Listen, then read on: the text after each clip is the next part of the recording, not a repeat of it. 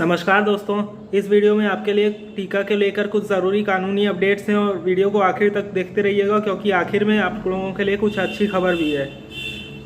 सबसे पहला तो केरला हाई कोर्ट में जैसा कि आप जानते हैं कि केरला सरकार ने 4 अगस्त को ये डिसीजन लिया था कि टीका ना लिए हुए लोग अपने घर के बाहर नहीं निकल सकते। तो इस डिसीजन को केरला हाई कोर्ट ने खारिज करते हुए ये कहा है कि इस तरह के डिसीजन आर्टिकल 21 का वायलेशन करते हैं और ये सुप्रीम कोर्ट के भी स्टेटमेंट के अगेंस्ट जाता है।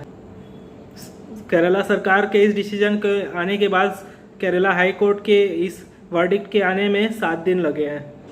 इसके बाद अपडेट ये है कि मुंबई में सीएम उद्धव ठाकरे के बयान के अनुसार मुंबई के लोकल ट्रेन में ट्रैवल करने के लिए लोगों को टीके की दोनों डोज लगवानी पड़ेगी 15 अगस्त के पहले।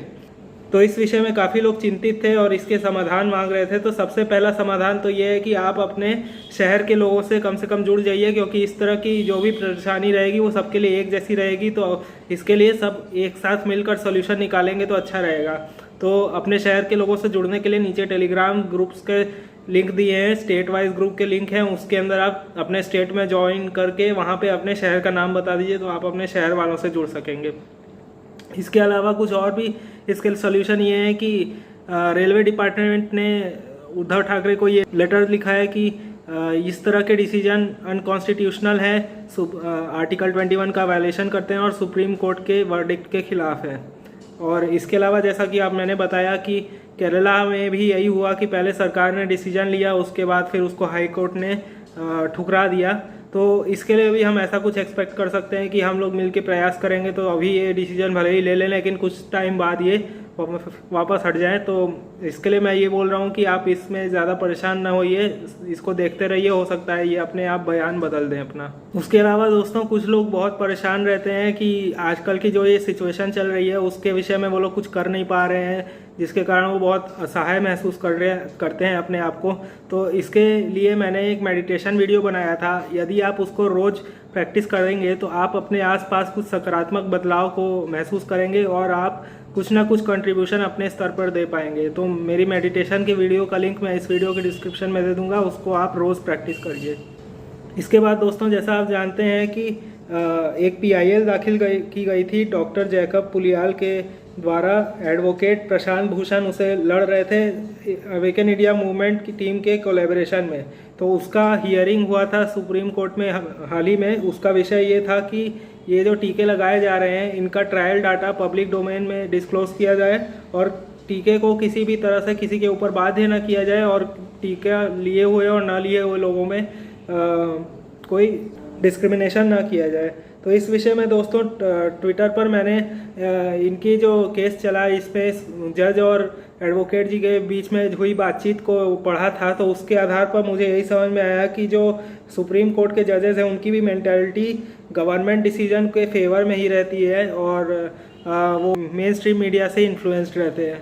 जजों का ये मत था कि लोग पहले से ही टीका लेने में घबरा रहे हैं, अब इस तरह की PIL से लोगों की घबराहट और बढ़ेगी। तो प्रशांत भूषण जी ने इसके जवाब में ये कहा कि जब तक डाटा ट्रांसपेरेंट नहीं होगा तो घबराहट तो और ज़्यादा रहेगी। जब डाटा ट्रांसपेरेंट हो जाएगा तो ट्रांसपेरेंसी से तो हमेशा से ही लोगों के अंदर से घबराहट हटती है। उसके अलावा उन्होंने कुछ ये भी दलीलें दी कि कोई भी मेडिकल ट्रीटमेंट किसी को उसकी पूरी जानकारी बिना दिए देना अनकॉन्स्टिट्यूशनल होता है। और उन्होंने कुछ टीकों के द्वारा हुए नुकसानों के बारे में भी बताया। तो जजों ने उस विषय में उनसे कहा है कि वो कोई इमीडिएट एक्शन नहीं ले रहे हैं, लेकिन वो सेंटर की तरफ से जो भी बयान आएगा उसके बाद ही कुछ डिसीजन लेंगे। और उन्होंने सेंटर को नोटिस जारी की है और 4 हफ्ते के अंदर बयान देने को बताया है। जैसा कि मुझे देखने में समझ में आया कि ये जो कोर्ट्स के जजेस हैं स्पेशली सुप्रीम कोर्ट के, ये लोग भी काफ़ी ज़्यादा मेन स्ट्रीम मीडिया में ही विश्वास रखते हैं, इसलिए उनको कन्विंस करना मुश्किल हो जाता है। तो इसी के कारण ऐसे केसेस में लोगों को थोड़ा टैक्टिक्स से बात करनी पड़ती है ताकि आप अपने सामने वाले को अपनी बात कन्विंस कर सकें और उसको अपनी बात समझा सकें। इस विषय में हमें भी अपनी तरफ से पॉजिटिव एटीट्यूड रखना चाहिए, क्योंकि जो भी लोग इस पे काम कर रहे हैं काफ़ी पहुँचे हुए लोग हैं, तो वो भी अपनी तरफ से पूरी कोशिश करेंगे कि अपनी बात को पूरी समझा सकें।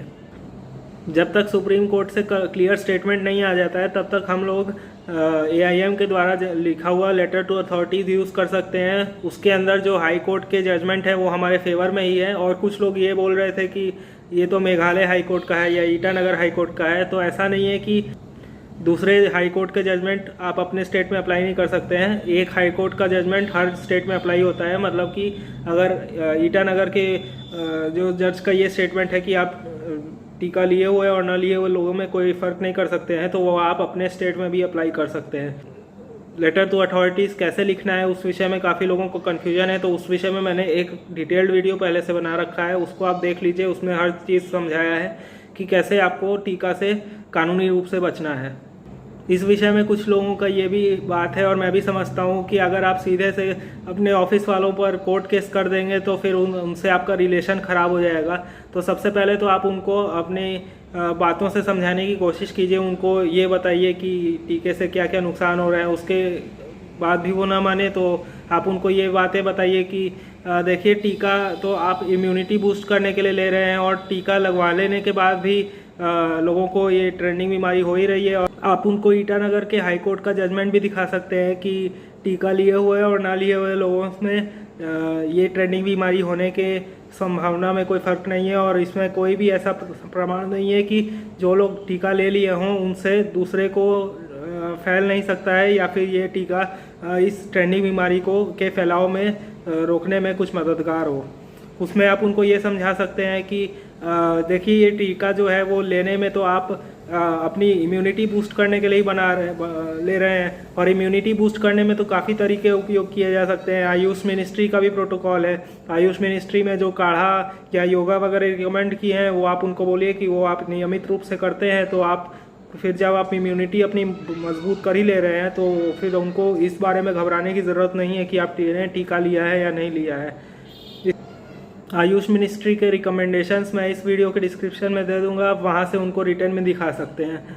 इसमें आप इनको ये भी दलील दे सकते हैं कि जैसा डॉक्टर BRC ने बताया था कि हर इंसान को किसी न किसी चीज़ से एलर्जी होती है और उसका डायग्नोस्टिक हर चीज़ में करना पॉसिबल नहीं है।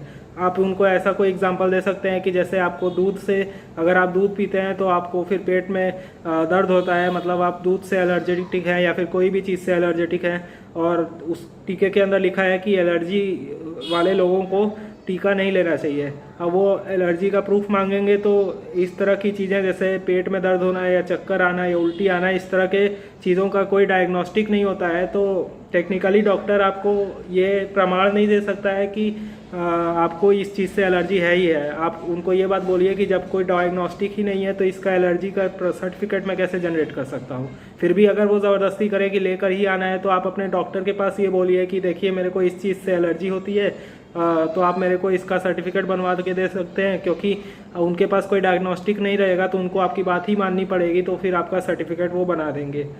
इसके अलावा आप उनसे ये भी बोल सकते हैं ICMR के इंग्रेडिएंट्स लिस्ट का रेफरेंस देते हुए कि इसके अंदर गाय के बछड़े का खून मिलाया जा रहा है, जो कि आपके धार्मिक आस्थाओं के खिलाफ है। अब इतने सारे प्रूफ देने के बाद भी अगर वो आपसे नहीं मानते हैं तो रिलेशनशिप वो खुद ही ख़राब कर रहे हैं। तो इसके लिए बाद आप लेटर टू अथॉरिटीज़ नीचे डिस्क्रिप्शन में चेक कर सकते हैं। अब इसके बाद कुछ लोगों की ये समस्या है कि उनको ये जॉब अप्लाई करनी है, या फिर और भी लोग, कई सारे ऐसे लोग पूछ रहे थे कि उनको तालाबंदी में काफ़ी ज़्यादा नुकसान हो गया है और उनको आर्थिक समस्याएं आ रही है और उनको काम की तलाश है। तो इस के बारे में आपको एक छोटा सा रिकमेंडेशन देना चाहूँगा। आप अगर फ्रीलांसिंग वेबसाइट्स के बारे में सर्च करेंगे इंटरनेट पे, तो ऐसी वेबसाइट होती है जो कि आपको आपके घर से मोबाइल से काम करने का पैसा दे सकती है जब आपको उनके रिक्वायर्ड स्किल्स आते होंगे। तो फ्रीलांसिंग आप तब भी कर सकते हैं जब आप घर में बैठे हों, आपके पास कोई भी चीज़ ना हो, आप मोबाइल से कर सकते हैं। किसी भी तरह से आप घर बैठे घंटों के हिसाब से, कितने घंटे आप काम करना चाह रहे हैं उसके हिसाब से पैसा कमा सकते हैं। तो इस विषय में आपको जानना हो कि फ्रीलांसिंग कैसे करते हैं तो डिस्क्रिप्शन में मैं एक आपको प्लेलिस्ट दे दूंगा। उसमें काफ़ी सारे फ्रीलांसिंग करियर्स के बारे में बताया है, आपको ऐसे स्किल्स बताए हैं जो कि आप 15 दिन के अंदर सीख कर आप जॉब ले सकते हैं। आखिरी खबर दोस्तों एल्बर्टा की है। ये कनाडा में एक जगह है, वहाँ पे एक इंसिडेंट ये हुआ कि एक जागरूक व्यक्ति को $1200 का फाइन डाला गया क्योंकि वो इस ट्रेंडिंग बीमारी के नाम पर जो भी रेस्ट्रिक्शंस लगाए गए हैं उनका पालन नहीं कर रहा था। तो उस विषय में उसने कोर्ट में अपील की, और उसने जब केस लड़ा तो उसने वहाँ के चीफ मेडिकल हेल्थ ऑफिसर को के ऊपर केस किया, और उससे जब वो केस में बात कर रहा था तो उसने इस ट्रेंडिंग बीमारी का जो वायरस है उसके वायरस के आइसोलेटेड होने का दावा मांगा, और बोला कि आप इस वायरस के आइसोलेटेड सैंपल का प्रूफ दीजिए। तो जब वो इसके प्रूफ नहीं दे पाए तो फिर उसके $1200 के फाइन को माफ़ कर दिया गया। अब यहाँ पे ये बात और ज़्यादा इसलिए ज़रूरी होती है क्योंकि आपको फिर वायरस के आइसोलेटेड करने का मतलब समझना पड़ेगा। वैसे मैं मेडिकल बैकग्राउंड का नहीं हूँ, लेकिन जितना मुझे समझ में आया स्टडीज़ करने के बाद, तो मुझे ये समझ में आया कि कोई वायरस के किसी इंसान को बीमार करने का आधार ये होता है कि पहले आप उस वायरस को जिस बॉडी में वो इन्फेक्टेड है उस बॉडी से निकाल कर किसी दूसरी बॉडी में डालिए, और वहाँ पर ये स्टडी करिए कि वो वायरस रेप्लिकेट कर रहा है और फैल कर बीमार कर रहा है। लेकिन ये जो ट्रेंडिंग बीमारी है इसके विषय में आज तक कोई भी ऐसा टेस्ट किया नहीं गया है कि वो वायरस एक बॉडी से निकाल कर दूसरे बॉडी में निकाल कर डाला जाए और फिर उसके ग्रोथ पैटर्न को देखा जाए। तो ये जो बात है, ये जो भी इस वायरस के ऊपर शक करते हैं या फिर जो आप जेन्युइन डॉक्टर कह सकते हैं, उनमें से काफ़ी डॉक्टरों का ये बयान था कि जब ये इस तरह का आइसोलेशन टेस्ट पास नहीं किया गया है तो इस ट्रेंडिंग बीमारी के वायरस के बीमार करने का कोई आधार असल में ऑफिशियली एग्जिस्ट ही नहीं करता है। जो ये PCR टेस्ट जिससे कि लोगों को बताया जाता है कि ये इंसान इस वायरस के लिए पॉजिटिव है या फिर नेगेटिव है, उसमें ये किया जाता है कि उस टेस्ट के अंदर फ़िलहाल क्या कर रहे हैं, फ़िलहाल इंसानी जेनेटिक कोड के कुछ टुकड़े और फ्लू वायरस के कुछ टुकड़ों को मिला करके ये बोल दिया गया है कि ये एक नए तरह का वायरस है, जबकि इसके एग्जिस्टेंस का कोई आधार ही नहीं है। अब ये बात तो पहले से चली आ रही है, लेकिन ये यहाँ पे इसलिए इम्पोर्टेंट है क्योंकि किसी देश के कोर्ट के अंदर इस बात को मानकर उस देश के व्यक्ति के साथ इंसाफ किया गया है। मतलब कि ये बात ऑन रिकॉर्ड आ गई है कि इस वायरस का बीमार करने का कोई भी आधार नहीं है।